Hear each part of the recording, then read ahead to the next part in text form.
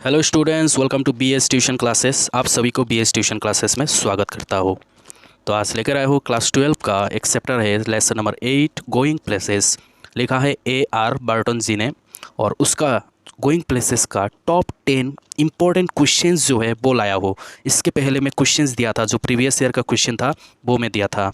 Short question था वो वाला, ज़्यादा ही शॉर्ट था। ठीक है, तो यहाँ पर मैं लेकर आया हूँ एकदम 2 मार्क्स का क्वेश्चन।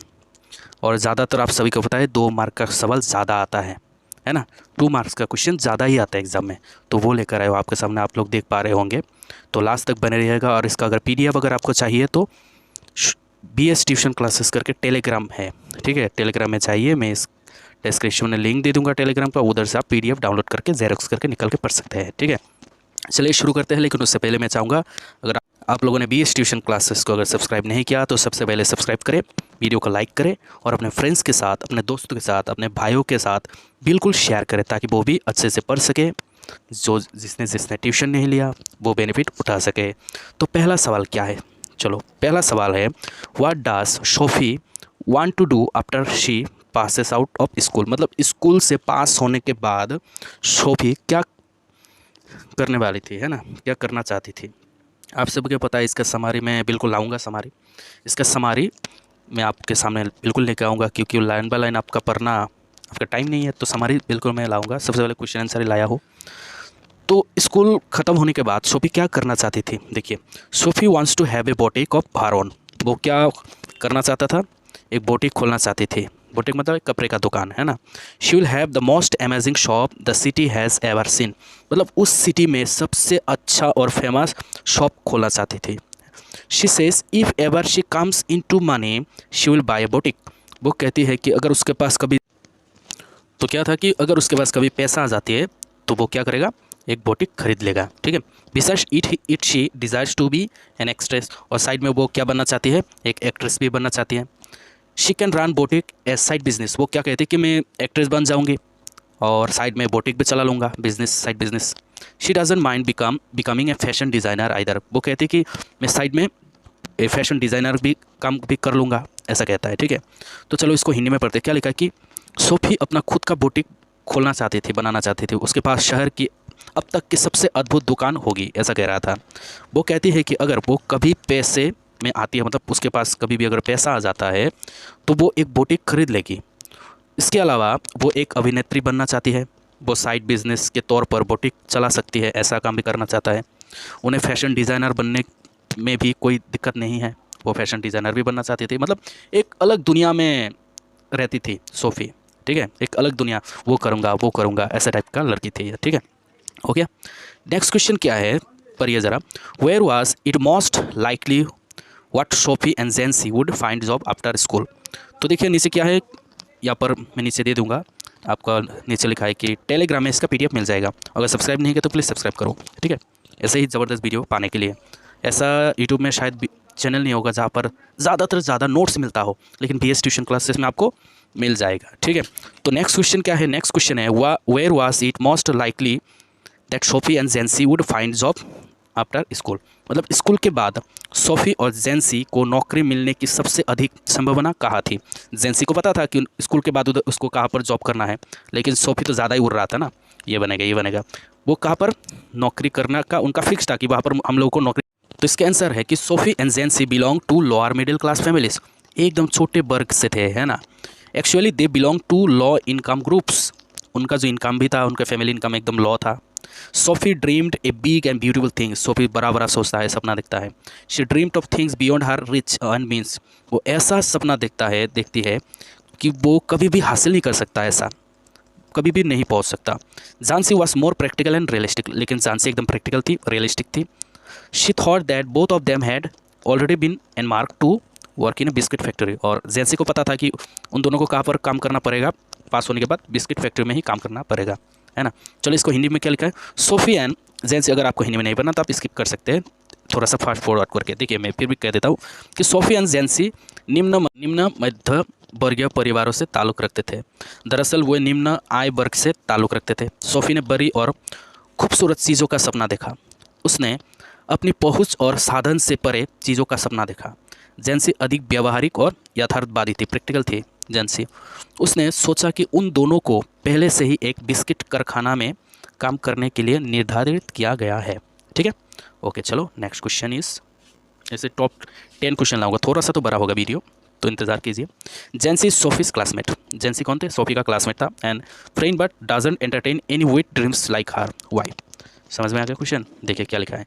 जेंसी सोफी का सहपाठी मतलब क्लासमेट थी और दोस्त भी थी, लेकिन उसकी तरह किसी भी सपने को पूरा नहीं करती है। क्यों? मतलब ये बताना चाह रहे थे कि जो एक ये दोनों क्लासमेट थी, लेकिन जेंसी जो है वो सोफी जैसा नहीं है, एकदम अलग है।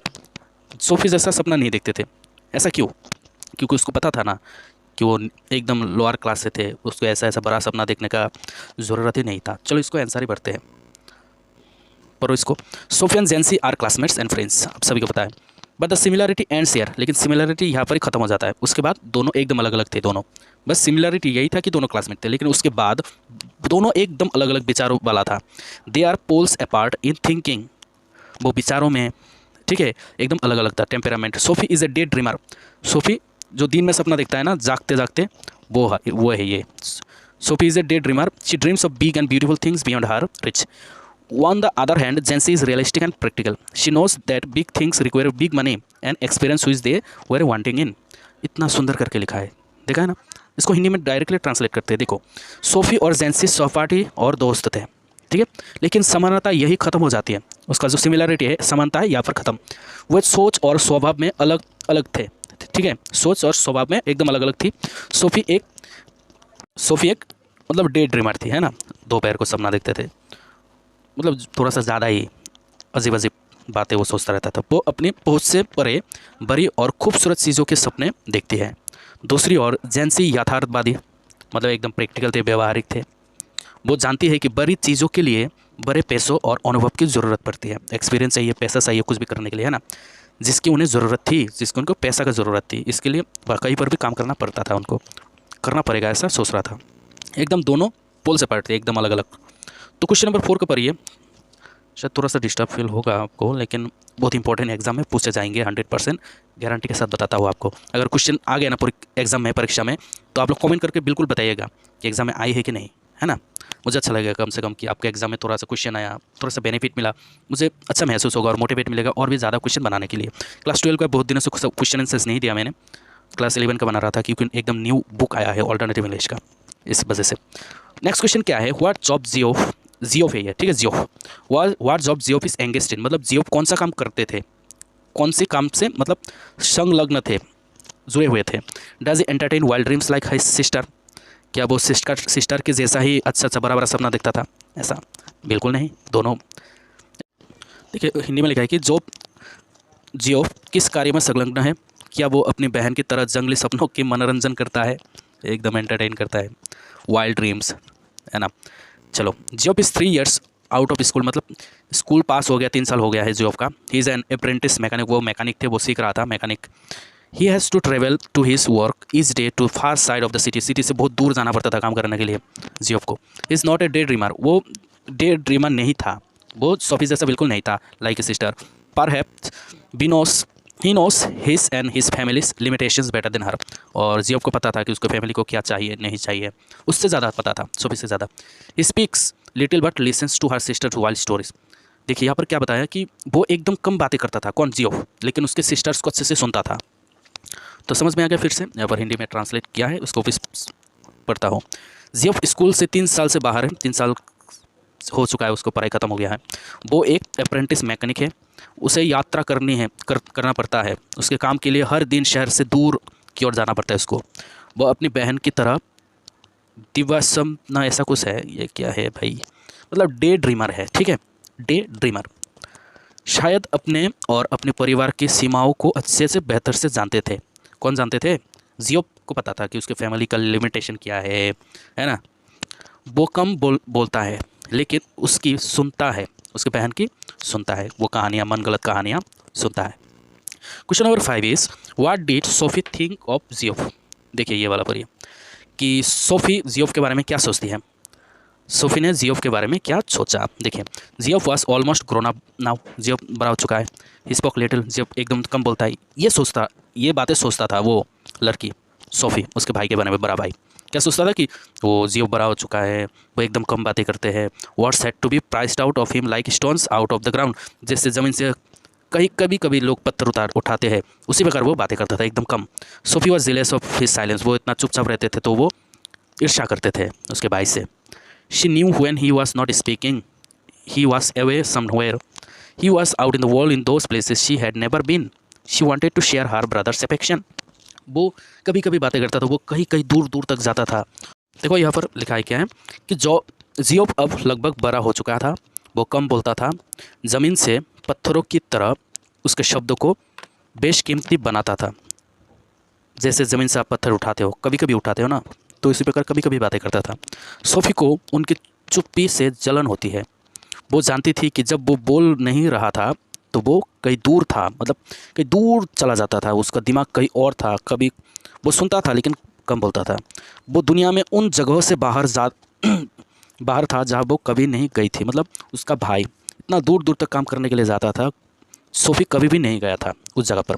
वो अपने भाई के प्यार को साझा करना चाहती थी। वो चाहती थी कि उसका भाई उसे थोड़ा सा प्यार करे, ठीक है, एक बहन भाई का जो प्यार होता है, संबंध होता है वो, ठीक है। उसके बाद 6 नंबर पे क्या है, 6 नंबर पे how did Jansie react at Sophie story of her meeting with Danny केसी।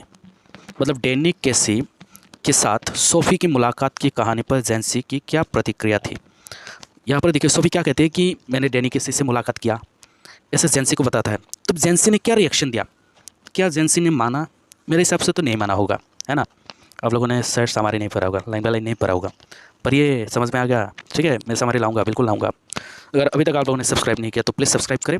अगर इसका पीडीएफ चाहिए तो आप लोग टेलीग्राम में जाइए, BS ट्यूशन क्लासेस करके, मैं इसका डिस्क्रिप्शन में लिंक दे दूँगा, ठीक है। तो देखिए Jansie was a classmate and friend of Sophie, पता है आपको कि उसका क्लासमेट था, है ना, क्लासमेट था, दोस्त था। शी न्यू, देखिए मैं थोड़ा सा यहाँ पर हिंदी में कमज़ोर, आपको डायरेक्टली बता देता हूँ कि हिंदी में थोड़ा सा कमज़ोर हो, ठीक है। यहाँ पर थी के जाकर मुझे पता है कि थी होगा, लेकिन मैं था बोल देता हूँ। आपको समझ में बस आना चाहिए, बस मैं ये चाहता हूँ कि आपको समझ में आ जाए, ठीक है ना। अगर गलत हो जाए तो थोड़ा सा मुझे माफ़ कर दीजिएगा, है ना। ओके चलिए। शी न्यू हार quite well, she was also aware of हार डे ड्रीमिंग हैबिट। मतलब जैंसी को पता था कि ये सोफ़ी कैसा है, डे ड्रीमिंग करता है। डे ड्रीमिंग मतलब दोपहर को जागते जागते सपना देखती थी, कुछ भी मन गलत कहानियाँ बनाती रहती थी, ये पता था। शी एक्सक्लेम्ड, और जैंसी कहते यू नेवर डीड, और यहाँ पर जैंसी कहते ना तुमने तो कभी नहीं किया, मुलाकात नहीं किया, ये झूठ है। But when Sophie continue telling her how she asked him for an autograph, और तभी वो सोफ़ी बताता ही रहा उसको, बताती रही मतलब जैंसी को कि मैंने कैसे ऑटोग्राफ मांगा था उसको, ऐसा ऐसा ऐसा ऐसा हुआ था। ये सारी बातें सुनने के बाद शी रिलेंटेड ए बिट, थोड़ा सा नरम हो गया जैंसी, वो मानने लगा हाँ सच हो सकता है। She said Jesus I wish I would have been there, और वो ऊपर वाला से कहता है हे जेजस, अगर शायद मैं वहाँ पर होता तो कितना अच्छा होता कि डेनिक किसी से मुलाकात में भी कर पाती, ऐसा कुछ, है ना। तो देखिए जैंसी सोफ़ी की सहपाठी और दोस्त थी, वो उसे अच्छी तरह जानती थी, ये वाला पढ़ रहा हूँ, ठीक है, जानती थी। वो अपनी दिन में अपने सपने देखने की आदत से भी वाकिफ़ थी, पता था उसको, कोई वो दोपहर को भी सपना देखती थी, मन गलत कहानियाँ बनाती थी। उसने कहा तुमने कभी नहीं किया ये सब, तुमने तो मुलाकात कभी नहीं किया, झूठा मूठा बोल रहे तुम। लेकिन जब सोफ़ी ने उसे बताना जारी रखा कि कैसे उसने उससे मतलब डेनी केसी से ऑटोग्राफ मांगा, तो वो थोड़ी नरम पड़ गई। कौन नरम पड़ गई? जैंसी। उसने कहा जीशु मतलब जेजस, काश मैं वहाँ होती, तुम्हें देख पाती। बस 3 सवाल बाकी है, 3-4 सवाल लगे रही है, बहुत ही बेनिफिट होगा आपका, ऑलरेडी हो चुका है आपका बेनिफिट, जो अभी भी है बस कमेंट कीजिए कि मैं सर हूँ, कैसा लगा वीडियो को, बस आप बताइए। तो ये वाला सवाल क्या है, why did Sophie choose to walk by the canal, what did she do there. मतलब सोफ़ी ने नहर, मतलब कैनल का मतलब क्या, वो नहर तो छोटा सा नदी के साइड से है ना, सोफ़ी ने नहर के किनारे चलना क्यों चुना, उसने वहाँ पर क्या किया। सोफ़ी वो नहर के किनारे, कैनल के किनारे पर क्यों चला, और उसने वहाँ पर क्या किया, है ना। Sophie walked by the canal, canal के बगल से वो चला, alongside the shelter part, जहाँ पर लोग सोते हैं, ऐसा फुटपाथ बोलते हैं ना, वहाँ पर। It was far away from the noise, वहाँ पर हल्ला नहीं होता था, वहाँ पर क्राउड नहीं होते थे, crowd of the city. It was a place where she had often played when she was a child, जब बचपन में मतलब वो वहाँ पर बहुत खेलते रहती थी उस जगह पर। There was a wooden bench beneath a solitary elm tree, वहाँ पर एक एल्म ट्री था, ठीक है, उसके नीचे वो बैठी थी वहाँ पर। Lovers some time came there, वहाँ पर कौन आते थे, लवर्स आते थे, लवर्स आके वहाँ पर जो क्या कहते हैं, गपशप करते हैं वहाँ पर। Here she could dream of her hero Danny Casey undisturbed, बता दी कि कोई भी डिस्टर्ब नहीं करेगा यहाँ पर आने से, है ना। चलो, सोफ़ी एक आश्रय पथ के साथ, मतलब शेल्टर पथ, नहर से चली गई, मतलब वहाँ पर पैदल चल रहा था, ठीक है। थोड़ा सा हिंदी में टाइपिंग मिस्टेक हो गया है, ठीक है। यह शहर के शोर शराबे और भीड़ भाड़ से कोसों दूर था। यह एक ऐसी जगह थी जहाँ वो बचपन में अक्सर खेलती थी। एक एकांत एल्म ट्री पेड़ के नीचे एक लकड़ी के बेंच में बैठी थी वो। यहाँ पर क्या कि प्रेमी कभी कभी बहाते थे। यहाँ वो अपने नायक डैनी केसी को अबाधित सपना देख सकती थी, मतलब वहाँ पर बैठ के डैनी केसी का सपना देख सकती थी, कोई भी उसे डिस्टर्ब नहीं करेगा, इसके वजह से वहाँ पर गए थे। चलो नेक्स्ट क्वेश्चन है कि यहाँ पर देखिए क्वेश्चन क्या है। Sophie would sit for hours wishing Danny would come. ठीक है, सोफी वहाँ पर कई देर तक बैठी रही, कौन आएगा ऐसा सोच के बैठा था कि डैनी कैसे आएगा, डैनी कैसे आएगा ऐसा। डैनी कैसे कौन था? फुटबॉल प्लेयर था, आयरिश का, आयरलैंड का, है ना। और वो किसके टीम के साथ, कौन सी टीम में थे? वो यूनाइटेड टीम से थे, है ना। और वो एकदम यंग थी, लाइक आवर विराट कोहली ऐसा। What made her sad and despondent in the end. और किस वजह से उसे दुख पहुंचा था, ठीक है। तो क्या है कि डैनी के आने के कामना के लिए सोफी घंटों बैठी रहती थी वहाँ पर उस पैर के नीचे। आखिर किस बात ने उसे दुखी और निराश कर दिया था? डैनी किसी नहीं आया होगा, इसी वजह से दुख पहुंच गया होगा उसे, है ना। तो चलो पढ़ते हैं। Sophie would sit down on a wooden bench beneath a solitary elm tree. She imagined Danny Casey coming. वो सोच रही थी कि डैनी केसी आ रहा है, इसलिए बैठी रहती थी वहाँ पर। She could realise the time passing. वो देख रहा था कि समय बीत रहा है, बीत रहा है। Pangs of doubt stirred inside her. उसे थोड़ा सा डाउट हुआ आएगा कि नहीं। She would become sad and despondence. वो निराश हो गया, एकदम दुख से भर गया, उस दुखी हो गया।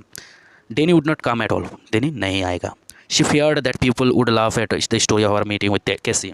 वो डर रही थी कि लोग क्या बुरा भला कहेगा, लोग हंसेगा उस पर कि जो स्टोरी कह रहा था कि वो डैनी केसी के साथ मुलाकात किया। डैनी केसी एक फेमस पर्सन था, मैंने बोला ना, जैसे विराट कोहली। आप अगर बोलेंगे कि मैं विराट कोहली मुझसे बातें किया, हाँ, गले मिलकर हमने सेल्फी खींचा, ऐसा अगर आप गलत कहानी बनाएंगे तो लोग तो हंसेंगे ही ना।